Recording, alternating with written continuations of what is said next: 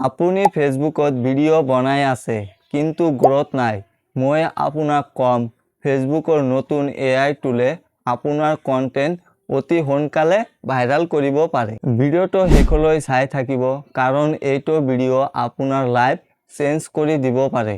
আৰু আজি মই আপোনালোকক ক'বলৈ গৈ আছো ফেসবুকৰ পাৱাৰফুল AI টুল যিবোৰ ব্যৱহাৰ কৰিলে আপোনাৰ কন্টেন্ট ক্ৰিয়েচন নেক্সট লেভেললৈ যাব পাৰে। প্ৰথম AI টুলটো হ'ল AI ক্যাপশন জেনাৰেটৰ। এইটো ব্যৱহাৰ কৰিলে আপুনি কোনো ধৰণৰ টেনচন নোলোৱাকৈ অটোমেটিক ক্যাপশন পাব পাৰে। মানে আপুনি ভিডিও আপলোড কৰিব আৰু AI এ আপোনাৰ বাবে এট্ৰাক্টিভ ক্যাপশন লিখি দিব। দ্বিতীয় টুলটো হৈছে AI ইমেজ আৰু ভয়েস ইনহ্যান্স।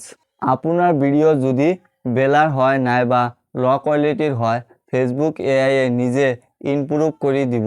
এইটো টুলস ক্ৰিয়েটৰ সকলৰ বাবে খুবেই পাৱাৰফুল আৰু খুবেই দৰকাৰী। তৃতীয় টুলসটো হৈছে AI ৰিলস সাজেশন। আপুনি কি ধৰণৰ ভিডিও বনাব, কি ট্ৰেন্ড চলি আছে এইবোৰ AI সাজেষ্ট কৰিব, মানে আপুনি কেতিয়াও কনফিউজ নহয়। চতুৰ্থ টুলসটো হৈছে AI ভয়েস বা অটো ডাবিং। নিজৰ মাত নাথাকিলেও আপুনি ভিডিও বনাব পাৰিব এইটো AI টুলৰ সহায়ত। শেষটো হৈছে AI ইনসাইটস। কোনটো ভিডিও ভাল চলিছে, কোনটো ভিডিও ফেল হৈছে AI ডিটেইলস ৰিপৰ্ট দিব আপোনাক। ইয়াৰ পৰাই আপুনি অতি সহজে ইমপ্ৰুভ কৰিব পাৰিব। আপুনি আগতে এইবোৰ AI টুল আপোনাৰ ফেসবুক পেজ নাইবা প্ৰফাইলৰ কাৰণে ইউজ কৰিছে নে নাই এইটো ভিডিওত কমেন্ট কৰি জনাব।